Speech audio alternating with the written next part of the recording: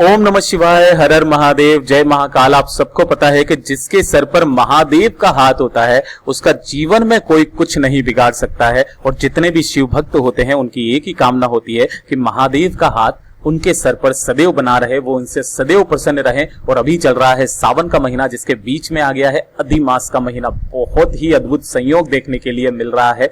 मेरे देव आदिदेव महादेव जी को प्रसन्न करने का बहुत ही अच्छा समय चल रहा है। अगर आपके जीवन में कोई मनोकामना है जो काफी समय से पूरी नहीं हो रही है तो मात्र छोटा सा उपाय आपको करना होगा। जो भी मांगोगे वो सब कुछ मिलेगा। और ये वाला उपाय ज्यादा कुछ नहीं, मात्र आपको एक डंडी से करना होगा। और ये डंडी किसकी होगी? बेल पत्र की डंडी होगी। कटी भाग पर स्पर्श करा करके आपकी कामना बोल देना, बस जो मांगोगे वो सब कुछ मिलेगा।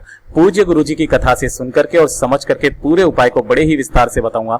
परंतु उससे पहले आप सबसे एक छोटी सी गुजारिश करूंगा कि जो लोग पहली बार आए हैं चैनल को सब्सक्राइब जरूर करना और वीडियो को लाइक करके महादेव जी का कोई सा भी प्यारा नाम कमेंट बॉक्स में लिखना मत भूलिएगा, ठीक है ना। इस पूरे वीडियो के अंदर हम लोग 2 महा उपायों के बारे में बात करेंगे जो सारी आपकी मनोकामनाओं की पूर्ति करेगा। साथ ही साथ आपकी जो भी दिल की इच्छा होगी वो भी पूरी जरूर होगी, ठीक है। तो पूरे वीडियो को ध्यान से सुनना, समझने की कोशिश करना। और जिन्हें भरोसा नहीं है एक बार महादेव जी की शरण में जाकर के देखिए, आपकी कामना पूरी ना हो तो कह देना। साथ ही साथ आपको पता भी चलेगा कि शिव तत्व क्या चीज है, ठीक है। सबसे पहले बात करते हैं पहले वाले उपाय की तरफ। अगर आपकी कोई मनोकामना है जो काफी समय से पूरी नहीं हो रही है, आपने पशुपतिनाथ व्रत कर लिया, आपने सोमवार की अष्टमी कर ली, प्रदोष कर लिया, सब कुछ कर लिया, लेकिन फिर भी आपकी कामना पूरी नहीं हो रही है, तो एक बार इस वाले उपाय को करके देखिएगा, ठीक है ना। महीने में सिर्फ एक बार इस उपाय को करना है। और वो दिन आप फिक्स करना है कि शिवरात्रि के दिन करना है, या तो मासिक शिवरात्रि के दिन कर लीजिए, या फिर कोई सा भी एक दिन फिक्स कर लेना, उस दिन आप इस उपाय को करना,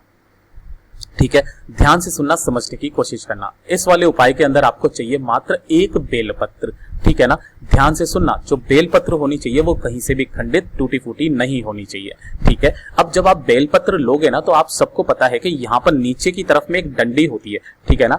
आपको इस बेलपत्र के इसी डंडी को तोड़ करके और अलग से रख लेना, ठीक है। रख लोगे, इसके बाद में आपको चाहिए होगा लाल चंदन, मिल जाए तो लाल चंदन ले लेना। पीला चंदन है आपके पास में तो पीला चंदन ले लेना। गुरुदेव ने कोई फिक्स नहीं बताया, उन्होंने सिर्फ चंदन बोला है ना, कि चंदन लगा करके। तो आपको जो मिल जाए वो वाला चंदन आप ले सकते हो, ठीक है ना। वरना गुरुदेव हमेशा अपनी कथा में बता देते हैं कि आपको लाल चंदन लेना है या पीला लेना है, ठीक है ना। दोनों में से जो मिल जाए वो ले लेना। मेरे पास में लाल चंदन रहता है, मैं हमेशा इस वाले उपाय को लाल चंदन से करता हूं, ठीक है ना। अब ध्यान से सुनना, आपको करना क्या होगा कि ये जो आपने डंडी तोड़ी है ना, इस डंडी को आपको एक लाल चंदन या पीला चंदन जो भी मिले, इसके अंदर थोड़ा सा जल मिला करके इसका पेस्ट तैयार कर लेना। और उस पेस्ट से इस बेल पत्री की जो तीनों पत्तियां है ना, उन तीनों पत्तियों पर मिला करके आपको टोटल उसी बेल पत्र की डंडी से इस तरीके से 108 बिंदियां लगानी है। कितनी बिंदियां लगानी है? 108, ठीक है ना। और हर बिंदी पर लगाते वक्त में आपको ओम नमः शिवाय मंत्र का स्मरण करना है, ठीक है ना। अब ऐसा मत करना कि इस पर आप 108 लगा दो, इस पर आप 108 लगा दो और इस पर आप 108 लगा दो। ऐसा नहीं करना है, आपको तीनों पर मिला करके 108 लगानी है, ठीक है ना। लगा दोगे ओम नमः शिवाय मंत्र का 108 बार जाप भी हो जाएगा।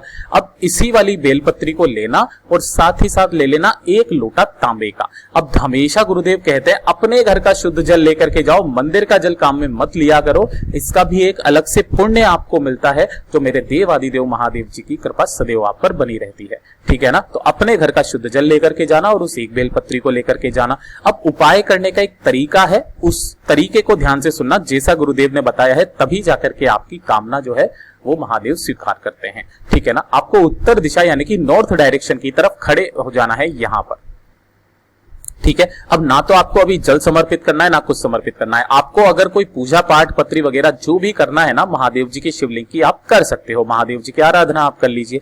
लेकिन जब आप उपाय स्टार्ट करेंगे ना तो उपाय के वक्त आपको क्या करना होगा कि जिस बेल पत्र पर आपने 108 बिंदियां लगाई है, ठीक है ना, उस बेल पत्र को आपको सबसे पहले कहां पर समर्पित करना है? ध्यान रखना, उसे यहां पर समर्पित करना है। माता अशोक सुंदरी का स्थान होता है ये शिवलिंग के ठीक बीच में जो मोटी सी लाइन होती है ना, महादेव जी की सबसे छोटी पुत्री माता अशोक सुंदरी। तो माता अशोक सुंदरी पर आपको ऐसे समर्पित करना है कुछ इस तरीके से। ध्यान से देखना, बेलपत्री की डंडी होगी जलाधारी की तरफ, बड़ी वाली पत्ती होगी शिवलिंग की तरफ में, ठीक है ना। और जिस तरफ आपने चंदन की बिंदियां लगाई है वो रहेगी नीचे की तरफ।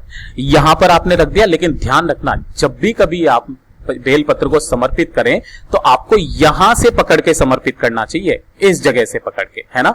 तो इस जगह से पकड़ के आपको यहां पर समर्पित करनी है। लेकिन समर्पित करते वक्त ध्यान रखना, इसको आपको छोड़ना नहीं है। आपकी जो भी कामना है ना, इसे पकड़े रह करके यहां पर टच करवा करके आपको अपनी कामना कह देनी है, ठीक है ना। फिर यहां से इस बेलपत्री को उठाना है और माता रानी का जो ये कटी भाग होता है, जहां पर शिवलिंग जुड़ा हुआ रहता है, इसे माता रानी का हस्त कमल भी कहते हैं, पार्वती मैया का हस्त कमल, ठीक है ना। आपको इसी बेलपत्री को उसी जगह से पकड़ करके यहां पर आपको टच करवाना है और आपको अपनी मनोकामना कह देनी है। और यहां पर मनोकामना कह देने के बाद यहां से भी उठाना है और आपको महादेव जी की शिवलिंग के ठीक ऊपर यहां पर समर्पित करना है कि जो डंडी रहे वो जलाधारी के तरफ में रहे और बड़ी वाली पत्ती आपकी तरफ में रहे, क्योंकि आप अगर उत्तर दिशा की तरफ खड़े हुए हो तो ये बड़ी वाली पत्ती जो है वो आपकी तरफ ही रहेगी, है ना। यहां पर आपको अपनी कामना कह करके यहां रख देना है, यहां जाकर के आपको बेलपत्र को छोड़ना है। फिर उसके बाद में जो एक लोटा जल बचा है ना, उस एक लोटा जल को इसी पत्ती के ऊपर, ये जो बेलपत्र लिया है ना, जो शिवलिंग के ठीक ऊपर समर्पित किया है, इसी पत्ती के ऊपर आपको ओम नमः शिवाय, श्री शिवाय नमस्तुभ्यम पंचाक्षरी मंत्र या षडाक्षरी मंत्र का आपको स्मरण करते हुए इसी बेलपत्र के ऊपर आपको समर्पित करना है। जब यह जल बहता बहता जलाधारी से नीचे की तरफ आने लगेगा, ध्यान से सुनना, आपको अपने दाहिने हाथ में थोड़ा सा जल रोकना है, अपनी दोनों नेनों पर अपनी कामना कहते हुए लगा लेना है और साथ ही साथ इसका आचमन कर लेना है। आपकी जो भी कामना होगी मात्र 1 महीने के अंदर अंदर पूरी जरूर होगी। पूज्य गुरुजी ने जैसा बताया वैसा आसान भाषा में आपको बताने का संपूर्ण प्रयास किया, ठीक है ना। तो ये तो हो गया पहला उपाय। अब बात करते हैं दूसरे वाले उपाय की तरफ कि अगर आपके जीवन में कोई हृदय की बात है, ये भी मनोकामना पूर्ति के लिए ही है, जो कि सिर्फ और सिर्फ प्रदोष के दिन किया जाता है या फिर शनिवार के दिन किया जाता है, या फिर कोई अगर ऐसी तिथि आ जाए जैसे एकादशी आ जाए, है ना, या फिर पंचमी आ जाए, है ना, ये वाली ये जो खास तिथियां होती है, या शिवरात्रि आ जाए, उन दिनों इस उपाय को करने से मत चूकिएगा, ठीक है ना। ध्यान से सुनना, मनोकामना पूर्ति का सबसे सुंदर उपाय है ये, मैं हमेशा करता हूं इस वाले उपाय को। इसके लिए आपको चाहिए होगी मात्र एक बेलपत्र जो कहीं से भी खंडित ना हो, ठीक है।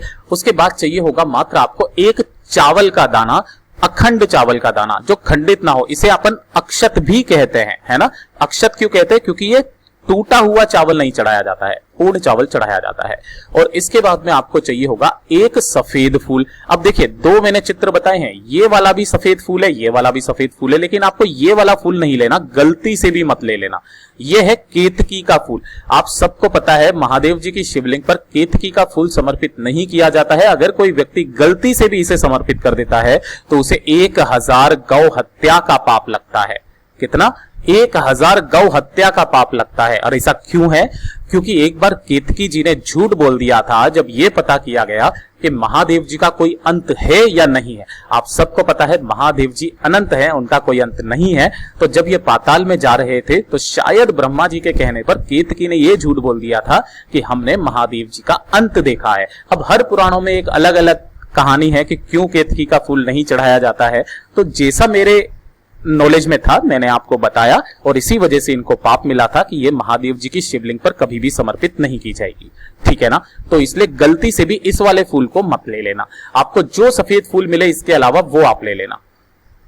तो एक बेलपत्र हो गई, एक चावल का दाना हो गया और एक सफेद फूल, और एक आपको लेना होगा तांबे का लोटा। इन तीनों चीजों को इसी तांबे के लोटे में डाल देना, सफेद फूल, एक चावल का दाना और एक बेलपत्र, और बाकी के लोटे को आपको अपने घर के शुद्ध जल से भर लेना। अब इस जल को तैयार करके आपको पहुंचना होगा प्रदोष काल में महादेव जी के मंदिर शिवलिंग के पास में, है ना। उत्तर दिशा यानी कि नॉर्थ डायरेक्शन की तरफ आपको मुंह करके खड़ा हो जाना है, और मुंह करके खड़ा होने के बाद में शिवलिंग के ठीक ऊपर आपको इसी जल को समर्पित करना होगा त्रिपुरा सुंदरी के नाम से।